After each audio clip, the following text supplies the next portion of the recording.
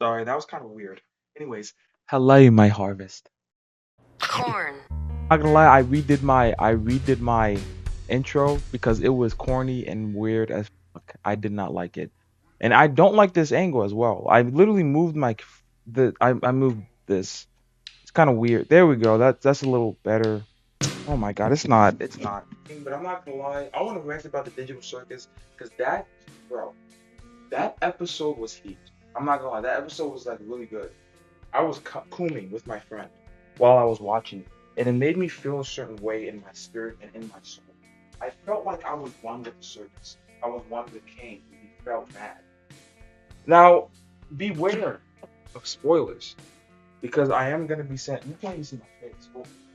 But anyways, beware of spoilers because I am going to be spoiling today. So if you haven't watched the new episode of Digital Circus, I you can leave if you want to.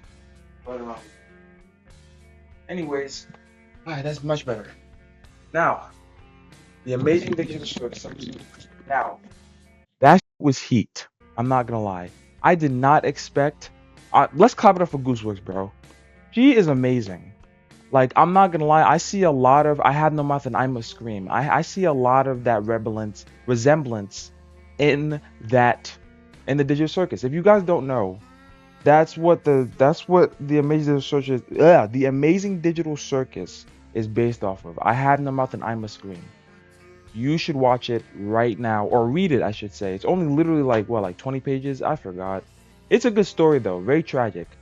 Hopefully, it's not a tragic ending. The amazing Digital Circus.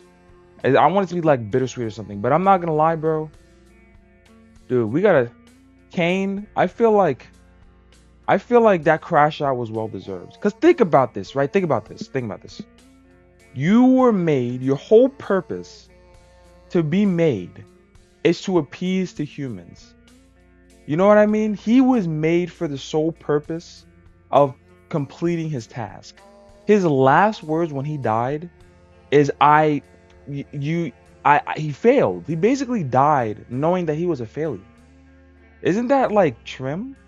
He died knowing that he was a failure or thinking that he was a failure. I honestly feel bad for Kane. I know they're trying to like paint like a villainous picture with him or something, a little bit, kind of like the nice guy going mean. You know what I'm saying? But I feel like Kane, he what's it called? He didn't deserve, bro. I'm not gonna lie. Like thinking about it makes me cry. Like I feel like he didn't deserve that, bro. He's not the true villain. I don't think there's a true villain in the Amazing Digital Circus. Cause think about it. Kane, right? He never asked to be made, like he said. He never asked to be made. He was just there. Sure, he kind of ate his brother up. Pause. I'm not even gonna lie. That is a valid crash out too. I mean, I don't know if I would eat, bro, but that is a valid crash out. I would eat my brother too. What? I'm not gonna lie. Imagine you were made, right? Imagine God made you and like you're like okay, think about it this way. You're the atom, right, of this world, and nobody else. You are here to fulfill a purpose, right?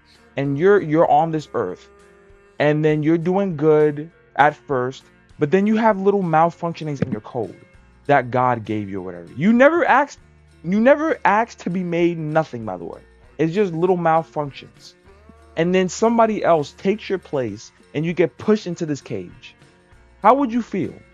I would crash out too. It's like, what? How are you going to how are you going to do that? How are you going to make me just to break me? That was bars. How are you going to make me to break me, bro? I feel Cain. Again, I wouldn't kill. I guess Cain and Abel, that's based off the Bible and shit, 6-7. I feel Cain, bro. I'm not going to lie. I think we all have a little Cain in us. No pause. We all have a little Cain in us. We all feel betrayed in some way. We all feel like we're not fulfilling our purpose. Maybe jealous, even. I don't know, to kill people. I don't know about that. You should get that checked out. Anyways, I'm going on a tangent. You know what I mean? I just really enjoyed how they created Kane's character. It was very authentic. I loved it. I was coming. I was coming. There was a lot of white coming out of it. Pause. And I am very angry at Gooseworks that it was only 31. fucking minutes, but it's okay. I'm gonna forgive you, but you better make the next episode an hour long. I heard that episode 9 is an hour and like 30 minutes, 20, I don't know, coming out June 26th. Don't quote me on that, but that was fire, bro. I hopefully Kane is not dead. I really don't want him to die. I don't think he's gonna die. Cause I really like Kane. I'm not gonna lie. He's cool, bro. His design and everything is cool. And you know what I thought about? I'm thinking about it now, but like his design represents something. I feel like his design, he's the showmaker, right? He's the leader. He feels like he has a say in a lot of things. So that's why he has that, hence that big ass mouth of his. I don't know, like the little metaphor. But hopefully he's not deleted. A lot of people are saying that Bubble is like the brother of Kane. Like, no, that would be Abel. Because that wouldn't make sense. If he's the brother, wait, what? I don't know. But the point is, it had me gripping at my seat. I really did like how they tackled Kane's backstory. How they had those little dots in the beginning. That was very unique. It's like, I like things that don't say it directly. Like, they didn't show us a direct memory because Kane existed out of nowhere. It made sense for how they talked about it. Because think about it like this: we don't remember when we were made. We don't remember that. It was just blackness. We were little dots, little specks on a little platform. You know, that's a little cool touch. I'm not gonna lie, it's tough. But I hopefully Kane is not. I'm not gonna lie, bro. The digital circus, it really provided me with a lot of peace. Not a lot of peace, but like really looking forward to the episodes and the story leaving me on cliffhangers. It gets me a little tight, and because I really love the digital circus, bro. I think my favorite character got to either be Kane or Pomni. I know that's generic. She's the main character. I don't care. Pomni, hop in this bed right now. You see it. I know it's a little messy. Let's go. Have at it. I don't care. I don't care how old you are. She can have all of this. I'm single. Let's go. But look, Pomni is tough. I feel like I like characters like Pomni. She's kind of like Kobani, but she's like that little shy, introspective person a little bit. That's how they made her in the first episodes, and then she became like this strong woman. I love that. She's like this little shy thing on the surface, but inside, in the core, she's strong. She doesn't. Yo, when she again, spoilers, but when she what was it called? When she confronted Kane, bro, that that was so hot. I'm not even gonna lie, that was amazing. Like, I was like, lock his close that, make him close that mouth of his. But I'm not gonna lie, Kane gave me fear when I saw his tweak out, and when he said, when he was looking at Palm, and he said, "Who said, hey, bitch, when were you ever in charge?" That made me sink to my ass, cause like, he's one of those characters that kind of portrays himself as the kind guy, but you know his ulterior motives, kind of like a Bill Cipher. Me and John, bro, we shout out to John, but we were, dude. He reminded us so much of Bill Cipher. I like those types of character tropes, and Kang did it. And if he dies, if he is no more, I'm going to kill somebody, because on the digital circus is great. It's one of the not the only, but one of, besides Berserk. I love that. I'm gonna make a rant about Berserk entirely one day. This is kind of weird because I don't really talk about my stuff like that I like. So this is like a new thing for me. So I'm trying to like talk about it without thinking too much. You know what I'm saying? Because like, I really do like the digital circus.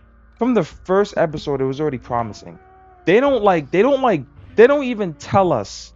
The way that they tell us the characters' backstories through body language is amazing. Especially with Jax. He's one of my favorite characters too, but everyone likes him, so I kind of hop off his, because everyone's sucking it. There's no room to suck. Everyone's hopping on it because, you know, he's mysterious. He's a little hot, you know, his little asshole kink or whatever. I understand why people like that. All the characters kind of resemble me. I feel like Jax resembles like he resembles like the person that wants to be accepted, but like if you get a little too close, like I'm gonna I'm gonna be nonchalant for real at first, but once you start to get to know me, I'm like the life of the party.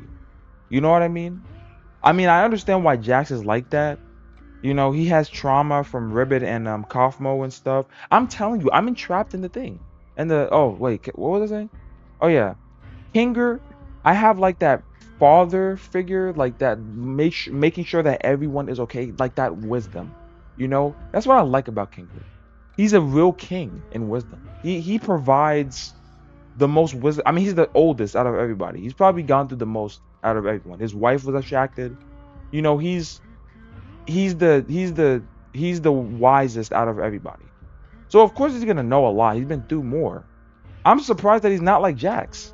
He lost his wife. He lost all of his friends. What's his name? Scratch. I don't even know if he was close with him. We don't really know much about them. But he's seen everyone abstract, including his wife, and he still doesn't go insane. I wonder like that. A lot of people theorize that the reason why he has that little, you know, because if you don't know, Kinger, the thing about him is that when he goes in the dark, he can remember his memories for some reason, and when he's out the dark, he doesn't remember. Basically, he has amnesia. I A lot of people say that Kane made that up because I would understand why. He helped create Kane. That's his father, basically. Kane's father is Kinger. But I don't know. I just came up with it just now. Actually, I have a hunch. So since Kinger is a programmer, wait, if he's a programmer, wait. If he's a programmer, wouldn't he be able to abstract and give people their memories and have a part to like bring them out of the circus? If he was like he's a coder. He's the creator of Kane, and Kane made the digital circus. But he's technically the creator of the digital circus because he made Kane. So wouldn't he have the ability to get everybody out? He could delete Kane. He has the ability. Wait, hold on, wait. If he had the ability to do that, why hasn't he done that this entire time? Or not? He didn't intend to do it on purpose. Apparently, the bubble. If you look very closely in the coding, it says delete that mother effer or something like that. I that's what I saw on Twitter. That's what it says. But that begs the question. Why has he not tried to do something like this before? Why did he wait until now? Kinger, I'm on to your ass. Come on now, what you doing, bro? You're probably one of my favorites as well. I think one of my least favorite characters is Ragatha. I'm not gonna lie. Her background with her mother and her mother being overbearing and stuff, you know, at home. I understand. They all have a reason. I don't know why Gangle. I don't know Gangle's story. I know she was a like an artist or something.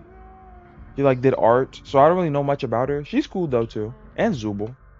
But what's it called? I don't know. I don't like people like Ragatha, to be honest. It's more of like a fit to survive thing. Like you're only nice to kind of push a narrative. It's kind of like the Dory technique. If you don't like Dory from Finding Nemo, you know Dory. I think we all do. The little blue fish with amnesia.